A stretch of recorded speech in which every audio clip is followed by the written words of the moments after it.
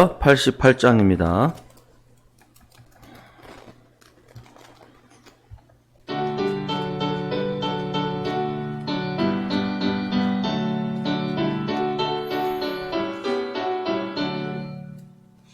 내 진정 사모하는 친구가 되시는 구주 예수님은 아름다워라.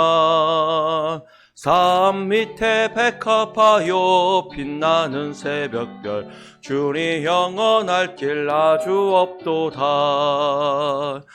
내 맘이 아플 적에 큰 위로 되시며 나 괴로울 때 좋은 친구라. 주는 저 산 밑에 백합 빛나는 새벽별, 이 땅 위에 비길 것이 없도다.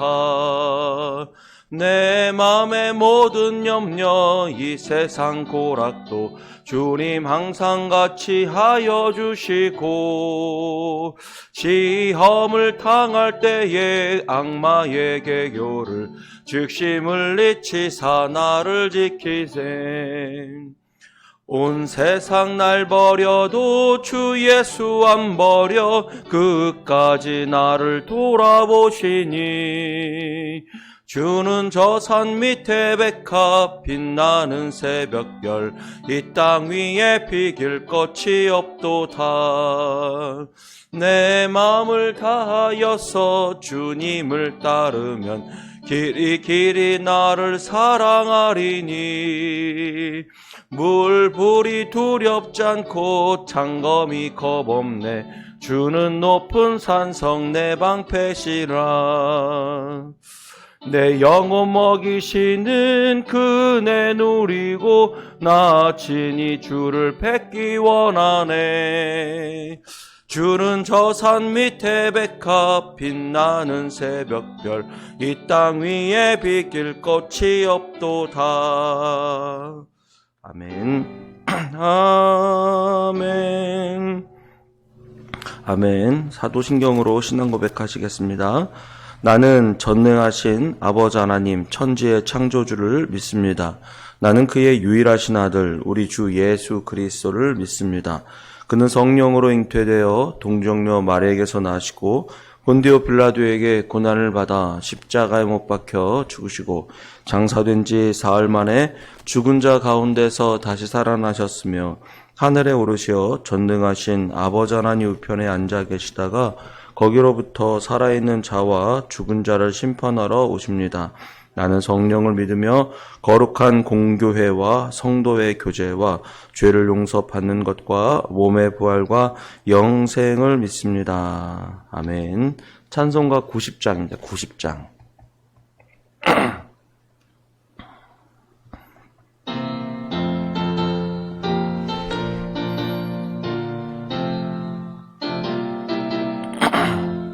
주 예수 내가 알기 전 날 먼저 사랑했네. 그 크신 사랑 나타나 내 영혼 거듭났네.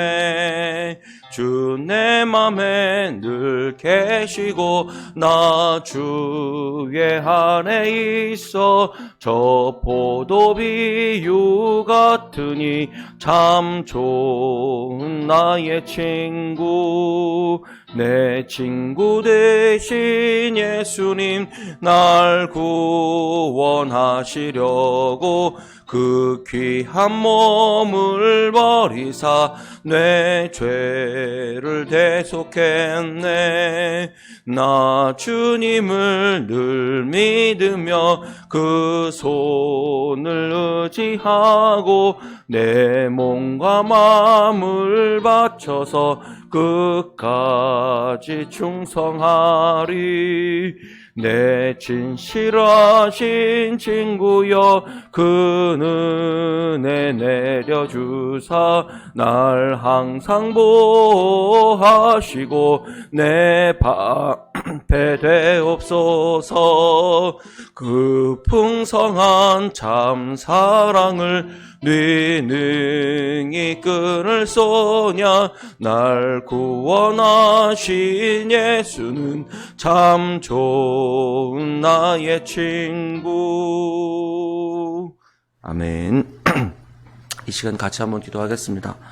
코로나가 속히 좀 종식이 되고 또 이 건강과 안전에 대해서 문제에서 좀 해결해 주시고 또 구원해 주시도록 각종 질병 걸린 사람들을 고치시는 예수님처럼 우리를 치료해 주시도록 같이 한번 기도했으면 좋겠습니다. 기도하겠습니다.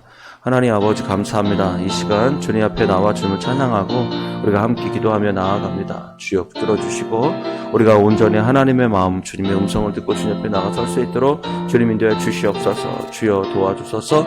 온전히 하나님의 말씀 앞에 설 수 있도록 인도해 주시옵소서. 주여 우리는 하나님 치유하시고 하나님 구원하시는 거룩하신 하나님의 음성을 듣습니다. 주여 붙들어 주시고 우리가 온전히 하나님 말씀 앞에 주님의 뜻 앞에 나아갈 수 있도록 인도해 주옵소서. 주는 그리스도시요 살아계신 하나님의 아들이십니다. 주여 하나님 이 세상이 코로나로 인해서 하나님 고통받고 있고 하나님 신음하고 있으며 하나님 애쓰고 있습니다. 주여 이때 구원의 구원자 되신 여호와 하나님께서 우리를 구원하여 주시고 구원자 되신 여호와 하나님께서 우리를 치료해 주시길 간절히 원하오니 주님 인도해 주옵소서. 주님 하나님 아버지 감사합니다. 이 아침에 저희들 인도해 주셔서 주님 앞에 나와 주님을 찬양하고 함께 나와 주님 앞에 기도할 수 있도록 인도해 주시니 주님 감사합니다. 우리가 마음과 뜻을 다하여 주님 앞에 나아가게 하시고 진심으로 하나님을 찬양하고 예배하는 우리들이 될 수 있도록 주님 인도해 주시옵소서. 이 아침도 주님 앞에 의탁하고 의지합니다. 주님 함께 하옵소서. 감사하며 예수님의 이름으로 기도드립니다. 아멘. 말씀 보겠습니다. 마태복음 4장입니다. 마태복음 4장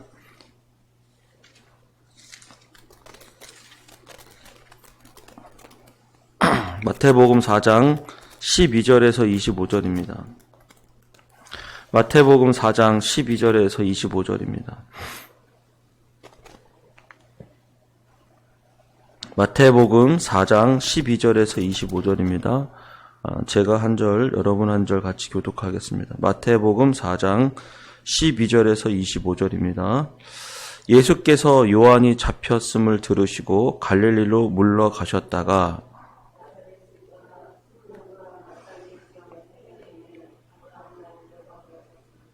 이는 선지자 이사야를 통하여 하신 말씀을 이루려 하심이라 일렀으되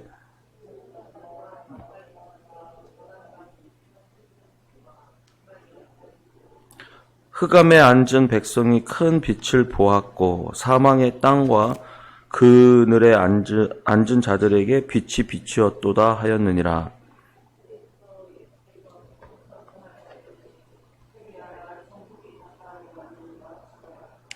갈릴리 해변에 다니시다가 두 형제 곧 베드로라 하는 시몬과 그의 형제 안드레가 바다에 금을 던지는 것을 보시니 그들은 어부라. 내가 너희를 사람을 낚는 어부가 되게 하리라 하시니 그들이 곧 그물을 버려두고 예수를 따르니라. 거기서 더 나아가시다가 다른 두 형제 곧 세베대의 아들 야고보와 그의 형제 요한이 그의 아버지 세베대와 함께 배에서 금을 깁는 것을 보시고 부르시니 그들이 곧 배와 아버지를 버려두고 예수를 따르니라. 예수께서 온 갈릴리에 두루 다니다 그들의 회당에서 가르치시며 천국 복음을 전파하시며 백성 중에 모든 병과 모든 약한 것을 고치시니 그의 소문이 온 수리아에 퍼진지라. 사람들이 모든 앓는 자, 곧 각종 병에 걸려서 고통하는 자, 귀신 들린 자, 간질하는 자, 중풍병자들을 데려오니 그들을 고치시더라. 갈릴리와 데가볼리와 예루살렘과 유대와 요단강 건너편에서 수많은 무리가 따르니라. 아멘. 예수님께서 40일 동안 금식하시고 시험을 하는 자에 의해서, 마귀에 의해서 세 가지의 시험을 당하셨죠. 그리고 그 시험을 예수님께서 다른 것으로 이기신 것이 아니라 어떻게 피하시거나 한 것이 아니라 하나님의 말씀으로 그것을 이기는 것을 보았습니다. 때로는 마귀는 또 시험하는 자는 우리에게 의식주, 먹을 것과 또 때로는 하나님의 말씀으로 우리를 시험 들게 하고, 때로는 우리가 더 나은 것, 성공하고자 하는 것, 또 우리의 나름대로 우리가 바라고 기대하는 것을 얻고자 할 때 유혹으로 우리를 넘어뜨리기 쉽습니다. 그래서 예수님께서 이거를 친히 모든 인간과 모든 사람들이 당해야 될 그런 시험과 어려움들을 친히 먼저 당하시고 그걸 능히 이기셨다라고 하는 것입니다. 예수님께서 시험을 이기셔서 하나님의 아들로서 이제 본격적으로 이제 하나님 아들로 이 땅에 오셔서 사역을 시작하시는데 12절에 보면 이 구절이 아무것도 아닌 것 같지만 굉장히 의미 있는 구절입니다. 12절 보시면 예수께서 요한이 잡혔음을 들으시고 갈릴리로 물러가셨다가 라고 되어 있어요. 요한이 언제 한다며요? 잡혔을 때 들으시고 그때부터 본격적으로 움직이십니다. 왜냐하면 예수님은 사람들이 이야기할 때 세례 요한에게 세례를 받으셨어요. 그리고 사람들에게 보면 세례 요한에 의해서 예수님이 의지가 되고 또 세례 요한이 그 얘기를 준비한다고 해서 세례 요한이 가는 길을 똑같이 가는 게 아닙니다. 예수님은 하나님의 아들로서 세례 요한이나 그 세례 요한이 이스라엘에서 영향력을 끼쳤던 그 바탕 아래서 하는 것이 아니라 그 길은 준비하는 길이었고 본격적인 사역의 시작은 예수님을 통해서 이루어진다는 사실입니다. 그래서 세례 요한은 그 준비하는 길을 마치고 드디어 본격적으로 예수님이 사역에 등장하시는 거죠. 제가 보니까 간혹 보니까요. 제가 예전에 그 성경 공부한다고 이단에 잠깐 갔던 적이 있어요. 내가 JMS를 갔다 온 적 있고, 그래서 한번 아시는 어떻게 우연히 만난 사람을 위해서 통해서 JMS에 가서 거기서 제가 한 3개월 정도, 6개월 정도 한 가까이 성경 공부를 하고 왔는데 하면 할수록 이상해서 제가 이제 반박하는 글을 성경에 대한 질문을 A4 용지 2장으로 앞뒷면으로 재서 여기서 대한 답변을 해주면 내가 공부를 하고 아니면 안 하겠다 그랬더니 답변을 안 하더라고요. 그래서 제가 그다음에 그냥 그다음부터 자리를 딱 끊고 나가지 않았는데 그 중에서 한 가지 제가 아주 굉장히 제가 결정적인 계기가 있었어요. 뭐냐면 예수님이 세례 요한 때문에 예수님의 사역이 온전하지 못했다라는 거예요. 가서. 왜냐하면 세례 요한이 제자들을 다 예수님한테 다 넘겨줘야 되는데 예수님 세례 요한이 자기 제자들을 키우고 있었다. 그래서 예수님이 사역하시려고 하는데 세례 요한의 제자들 때문에 예수님의 사역이 온전히 안 했다. 그래서 세례 요한은 벌받아서 목이 잘려 죽은 거다. 그리고 예수님의 사역은 온전히 이루지 않아서 이 땅에 이제 온 정명석 씨가 내가 진짜 메시아가 와서 이 땅에 왔다. 이렇게 되는 거예요. 근데 이런 성경 공부의 교재의 논리가 친천지도 거의 비슷하고 JMS도 비슷하고 그래요. 왜냐하면 같은 사람 안에서 성경 공부를 다 이루어졌기 때문에 거의 그래요. 그래서 제가 그걸 때 반박 선문을 낸 거예요. 그래서 나중에 성경을 보니까 성경 예수님께서는 세례 요한을 의지하시고 의탁하신 게 아니라 그가 준비했을지라도 세례 요한이 감옥에 갇히고 그리고 세례 요한이 아무것도 할 수 없을 그때 예수님이 등장하셔서 본격적으로 예수님 사역을 하십니다. 예수님 가만히 보시면 결국은 사람이 일합니다라고 하지만 사람에 의해서 좌우되는 게 아니라 하나님은 하나님의 뜻을 이루십니다. 우리가 하나님께 순종하는 우리들이 주의 뜻을 이루어가는 것이지 우리가 간혹 보면 사람에 의해서 모든 것이 좌우되는 것처럼 느껴지는데 절대 그렇지 않습니다. 예수님께서도 사람을 의탁하지 않으십니다. 부자 청년도 의지하지 않으시고 예수님께서 이 땅에 사역을 하시기 위해 제사장과 서기관들 당시에 권력 있는 자를 이용하지도 않습니다. 예수님의 주변에 가난한 자, 세리, 마태 그리고 죄인들, 창녀들 이런 사람들, 귀신 들린 사람, 병든 자 이분들이 다 중심이었습니다. 그래서 예수님께서 사역을 하실 때에 사람을 의탁하거나 의지하시기 아니고 하나님의 뜻대로 그 가는 길을 온전히 주님께서 가셨던 분이 주님이십니다. 그래서 우리는 자꾸 우리가 무언가 주님의 일을 하려면 굉장히 우리가 뭔가 성공해야 된다고 생각하는 착각이 있어요. 그러나 성공해서 되는 게 아니라 주님의 뜻이 이루어지고 하나님의 뜻이 하나님의 말씀 앞에 이루어질 거라고 저는 믿습니다. 그래서 여러분 하나님께서 하시는 일을 생각하시면 좋겠어요. 유튜브나 그 간증 같은 걸 많이 보면 힘들고 어려웠는데 하나님께서 이렇게 성공해 주셔서 하나님의 영광을 올려드린다 이렇게 얘기를 해요. 좋은 간증입니다. 하나님께서 어렵고 힘들 때 주님 붙들고 구원의 감격과 기쁨을 누리는 거라고는 충분합니다. 그런데 하나님의 뜻이 그렇게 성공시켜서 하나님의 뜻을 전파하고 간증하는 것만이 아니라 내가 진짜 힘들고 어려운데도 내가 주님을 붙들고 있습니다라는 간증이 얼마나 귀하고 큰지 모릅니다. 그러니까 우리 교회 내에서 성도들을 간증을 해보면 하나님께서 내가 이렇게 도와주셔서 이렇게 결과적으로 해결됐고 문제가 이루어졌습니다라고 하는 그런 간증만 나누는 경향이 있어요.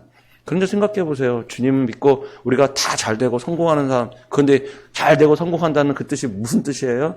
인간적인 생각과 인간적인 말씀으로 그렇게 되는 거잖아요. 우리의 인간적인 세상의 그 잣대로 해서 다 성공한 거잖아요. 그런데 하나님 나라의 진정한 성공은요, 예수님은 십자가 달려 못 박혀 죽으시고 죄수로 사형수로 죽었어요. 그러면 그것을 간증하는 사람이 어디 있어요? 나 죄 짓고 사형수가 됐어. 나를 죄인이래. 그래서 저 감옥에 가게 됐어. 이걸 간증하는 사람은 없잖아요. 하나님 이 어려움을 극복해 달라고 얘기하지. 그렇지 않습니까? 예수님은 그래서 가만히 보면 우리가 조금 주님 앞에 잘못 나가는 것들, 잘못 간증하는 것들이 그런 것입니다. 무언가 의탁하고 뭔가 잘 되고 성공하고 그래서 주님을 간증하는 게 아니라 정말 내가 하나님 이렇게 힘들고 어렵지만 그래도 내가 주님 믿고 삽니다 라고 하는 것이 얼마나 큰 간증이 되는지. 누가 봐도 저 집사님, 누가 봐도 저 성도님 되게 힘들고 어려울 텐데 어떻게 저렇게 웃고 계시지? 그게 진짜 신앙이야. 이게 진짜 보여주는 거 아니겠습니까? 우리가 정말로 하나님 앞에 어떻게 사는지 살펴보시고 정말 하나님의 말씀을 말씀대로 이루어가는 우리들이 됐으면 좋겠어요. 오늘 본문에서도 보면 예수님께서 13절에 보면 요한이 잡혔음을 들으시고 갈릴리를 떠나십니다. 물러나시고 나사렛을 떠나세요. 나사렛 예수라 이렇게 칭함을 받았잖아요. 그 떠나서 어디로 가라면 수불론 납달리 지경에 있는 가버나움에 가서 사신다라고 해요. 근데 그 가버나움이라는 동네가 어떤 동네입니까? 이는 선지자 이사야를 통하여 하신 말씀을 이루려 하심이니라고 했습니다. 그래서 거기 보니까 이사야서 9장에 대한 말씀이에요. 이사야서 9장에 대한 말씀, 9장 1절에서 2절에 대한 말씀으로 예언을 했는데 스불론 땅과 납달리 땅과 요단강 저편 해변길과 이방인의 갈릴리와 흑암에 앉은 백성이 큰 빛을 보았고 사망의 땅과 그늘에 앉은 자들에게 빛이 비추었도다 라고 되어 있어요. 그러니까 예수님께서 이사를 하셨는데도 어떻게 이사하신 거예요? 하나님의 말씀대로 이사하신 거예요. 참 예수님께서는 대단하신 것 같아요. 예수님이 이사를 하셔도 하나님의 말씀대로 하나님의 뜻대로 그리고 성경 안에서 그렇게 이사를 하시는 모습을 볼 수 있습니다. 그래서 어떤 것 하나 보면 예수님 삶 자체가 왜 성육신이라고 하는지 말씀이 육신이 되어 이 땅 가운데 임했는지 여러분 잘 알게 되는 거죠. 가만히 보면 우리는 그리스도인들이잖아요. 우리 하나님이죠. 우리 하나님의 자녀들이잖아요. 우리도 예수님께서 이 땅에 오셔서 성육신 하신 것처럼 우리의 삶과 우리의 행동이 바로 그렇게 말씀이 이루어지는 삶이 되도록 여러분 그렇게 우리가 힘쓰고 노력했으면 좋겠어요. 우리가 이번에 공동체 성경 읽기도 하고 뭐 큐티도 하고 새벽에 나와서 말씀도 듣고 그렇게 하잖아요. 근데 그렇게 하는 거는 좋고 그냥 감동받으려고 하는 게 아닙니다. 감동받아서 뭐 기쁘고 이런 의미구나 이런 것이 아니라 말씀을 듣고 행하지 아니하면 우리가 하나님의 자녀가 될 수가 없는 거예요. 그래서 우리가 말씀을 듣는 것은 내가 듣고 실천하고 행하는 것입니다. 그래서 우리의 삶에서도 뭐가 일어나면 성육신이 일어나는 거예요. 그래서 가만히 살펴보면 저 집사님이 하시는 행동이 하나님의 말씀의 기준이구나 라고 하는 거예요. 부모로서 자녀들에게 우리 아버지가 하는 행동이 우리 어머니가 하는 것이 인생에 보면 말씀의 기준이 되시는구나. 그걸 알게 되어서 우리가 성경대로 말씀대로 우리가 우리가 자녀들을 가르치기도 하고 양육하기도 하고 성경이 기준이 되도록 살고 있는 거죠. 예수님은 하나님의 말씀이 기준이 되셔서 모든 인생과 삶을 살고 계시더라는 겁니다. 오늘 우리 다시 한번 살펴보셔서 오늘 우리의 삶은 하나님의 말씀과 가까운가? 내가 입으로 고백하는 말들, 행동, 사람과의 관계 이런 것이 하나님의 말씀과 기준으로 살고 있는가라고 하는 것들을 살펴보시는 여러분 되기를 축복합니다. 17절입니다. 이때부터 예수님께서 그렇게 비로소 전파하여 이르시되 회개하라 천국이 가까이 왔느니라 하시더라라고 하는 겁니다. 예수님께서 제일 먼저 하시는 말씀이 무엇이었을까요? 예수님께서 이 땅에서 하나님의 아들로서 본격적으로 이렇게 사역을 하시면서 참 제마다 입으로 내뱉는 말씀은 어떤 것이었을까요? 여러분 잘 아시는 것처럼 오늘 본문의 17절에 회개하라라고 하는 단어입니다. 회개하라는 단어예요. 우리가 교회 내에서 가장 크게 은혜 받을 때가 회개할 때예요. 내 잘못을 깨닫고 돌이킬 때 가장 큰 하나님의 은혜가 임하는 거예요. 우리는 많은 간증들을 내 삶이 구원됐습니다. 회복했습니다. 그렇잖아요? 그것이 다 우리가 가장 큰 은혜 아니겠습니까? 그 구원됐다라는 건 뭐냐면 지금의 삶에서 돌이켜졌다라는 거예요. 고통에서 다시 구원받았다는 뜻이에요. 그리고 그뿐만 아니라 회개한다는 것은 내가 지금까지 살고 있던 과거 행동 그런 모습을 돌이킨다는 사실입니다. 그럴 때 가장 큰 우리가 은혜가 받아지고 내 삶이 변했습니다라는 간증이 가장 큰 간증 아니겠습니까? 그렇지 않습니까? 그래서 우리가 회개하라 천국이 가까웠다라고 주님 말씀하시는 거예요. 여러분 다시 한번 살펴보세요. 하나님 앞에 회개한 적은 언제 있습니까? 하나님 앞에 회개 기도를 한 적은 언제 있어요? 그리고 다시 한번 그 회개 가운데 나를 그 예수님의 십자가의 보혈로 덮어주셔서 나를 용서하시고 씻어준 적은 언제 있습니까?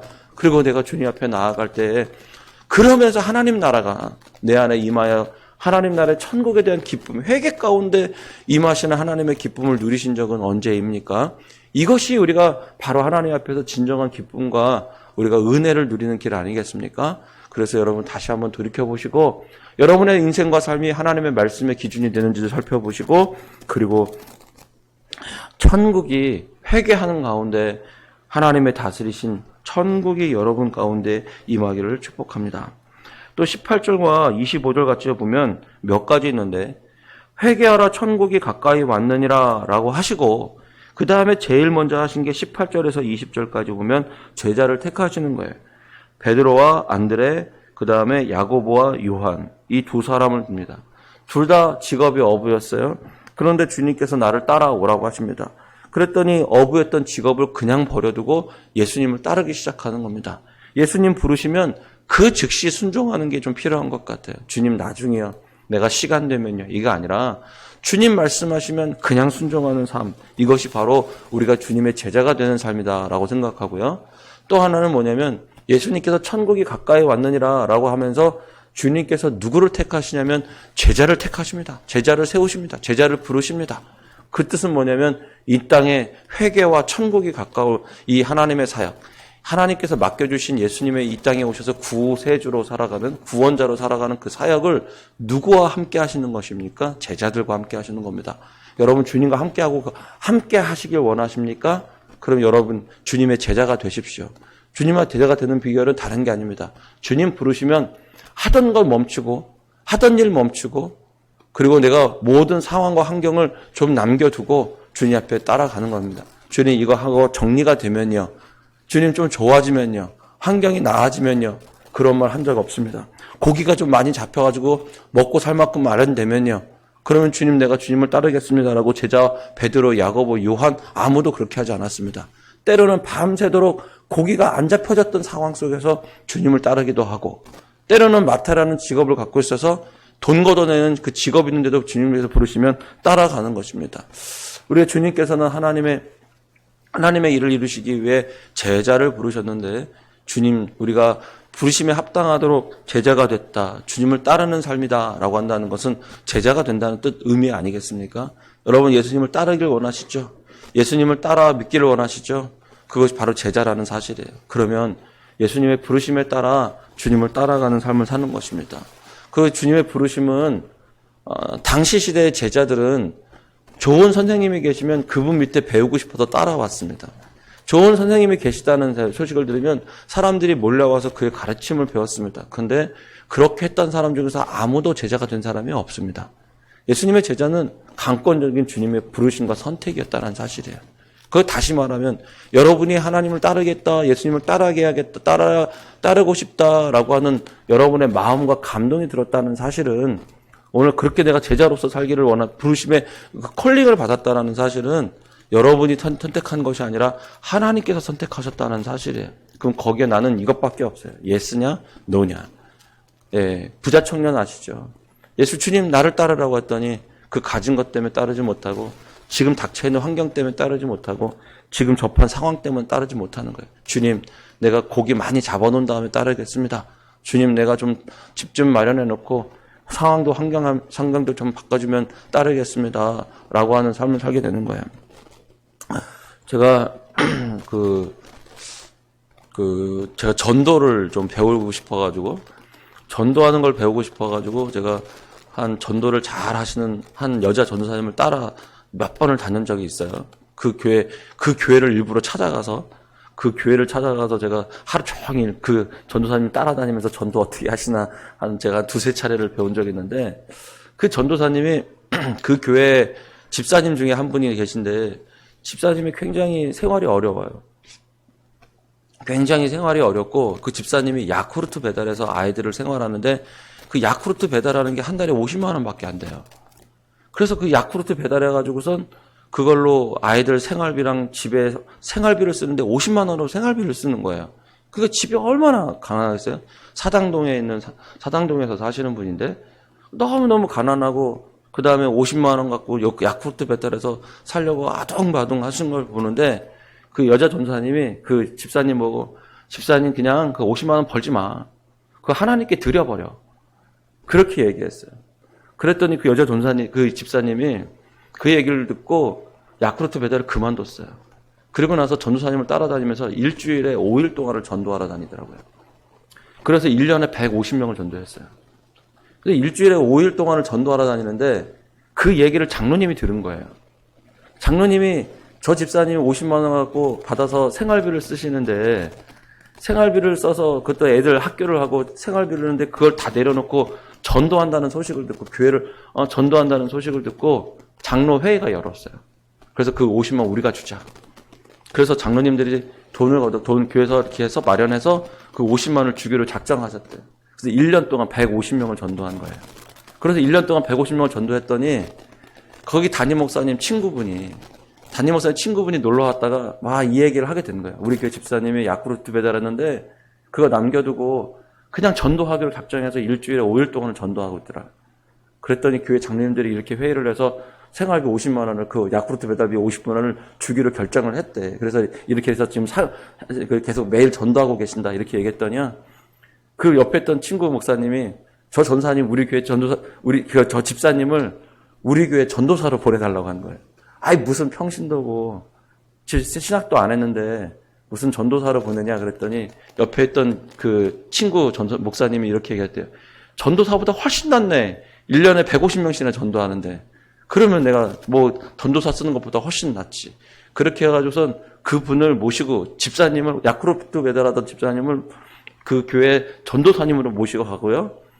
그러면서 생활비 전액을 다 대주고 전도하라고 차를 사주고 전도사가 아니잖아요. 그러니까 학교에 교회에서 다 등록금을 다 대줘서 무료로 신학금을 다닐 수 있도록 그렇게 해주셨어요. 그래가지고선 그 친구 목사님 와가지고 그 소식을 듣고 그렇게 돼서 인생이 달라진 거죠. 그래가지고 그 달라졌던 그 집사님을 저희가 전에 있던 제 교회에 초청을 해서 제가 그것을 간증 집회를 한번 했던 적이 있어요. 오늘 가만히 보면 우리가 주님 믿고 인생을 산다는 것이 우리가 그냥 이렇게 사는 것이 아니라 주님 믿고 산다는 것, 우리가 이것저것 내 상황, 환경, 재고 그 다음에 주님 믿는 게 아니라 주님 말씀하시면 내가 순종하고 따르는 거예요. 거긴 다 이유가 있어요. 우리는 잘 모르잖아요. 물론 그 이후에는 하나님의 고생과 고난이 있고 생활비 50만 원 없이 전도해서 교회에서 주기까지 얼마나 많은 고통의 시간이 있었겠습니까? 고민하는 시간이.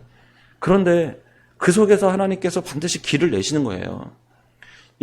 하나님께서 이스라엘 백성들이 이집트에서 너무 고생스럽다라고 부르짖고 기도했잖아요. 그랬더니 하나님께서 어떻게 하세요? 가나안 땅을 인도하시는 계획을 세우시는 거예요. 그래서 이끌어 가시잖아요. 그 부르짖는 기도 속에 주님께서 응답하시려고 하는데 기도했던 사람이 정작 주님의 말씀에 순종하지 않아요. 정작 기도했던 사람들이 하나님의 뜻을 바라보질 않아요. 이스라엘 백성들이 부르짖고 기도했는데 정작 하나님께서 가나안 땅으로 가자고 하시고 그들이 이집트에서 건져내시려니 이렇게 불평과 불만하는 삶이 너무너무 많고 하나님 이러려면 차라리 나 이집트에서 살다가 죽는 게 낫지 왜 광야로 인도하셨어요? 이런 말들을 하고 있는 거예요. 우리가 하나님께서 오늘 제자들을 부르시는데 단 한 제자도 주님 말씀하실 때 잠깐만요. 고기 좀 많이 잡아놓고라고 하는 사람은 한 명도 없었다는 사실입니다. 오늘 다시 한번 주님 앞에 말씀 앞에 나아가서 우리가 순종하고 따라가는 여러분 되기를 축복합니다. 기도하겠습니다. 하나님 아버지 감사합니다. 오늘 말씀을 통해 주님 음성을 듣고 주님 부르시고 주님 말씀하시니 주님 내가 나아가겠습니다 라고 고백하는 우리들이 될 수 있도록 인도해 주시옵소서. 주님 성육신 하셔서 이 땅 위에 하나님 말씀대로 사셨고 그것을 실천하셨던 것처럼 우리도 지금 성경을 읽고 듣는 자만 되는 것이 아니라 듣고 행하는 자가 될 수 있도록 인도해 주옵소서. 우리에게 회개가 일어나게 도와주옵소서. 우리가 자복하고 우리의 삶을 돌이키고 회개하고 천국이 가까이 왔음을 보고 하나님 나라가 우리 가운데 임하는 것을 보게 도와주시옵소서. 감사하며 예수님의 이름으로 기도드립니다. 아멘. 주기도문 드리겠습니다. 하늘에 계신 우리 아버지, 아버지의 이름을 거룩하게 하시며 아버지의 나라가 오게 하시며 아버지의 뜻이 하늘에서와 같이 땅에서도 이루어지게 하소서. 오늘 우리에게 일용할 양식을 주시고 우리가 우리에게 잘못한 사람을 용서하여 준 것 같이 우리 죄를 용서하여 주시고 우리를 시험에 빠지지 않게 하시고 악에서 구하소서. 나라와 권능과 영광이 영원히 아버지의 것입니다. 아멘. 오늘 들었던 말씀을 놓고 기도하시고 오늘 정말 하나님의 말씀이 여러분의 삶에 이루어지는 삶을 살기를 축복합니다. 그리고 우리의 말씀이 우리 안에 이루어지도록 우리도 우리 안에 성육신이 되도록 오늘 우리가 말씀을 듣고 지켜 행하는 자가 됐으면 좋겠습니다. 기도하겠습니다. 하나님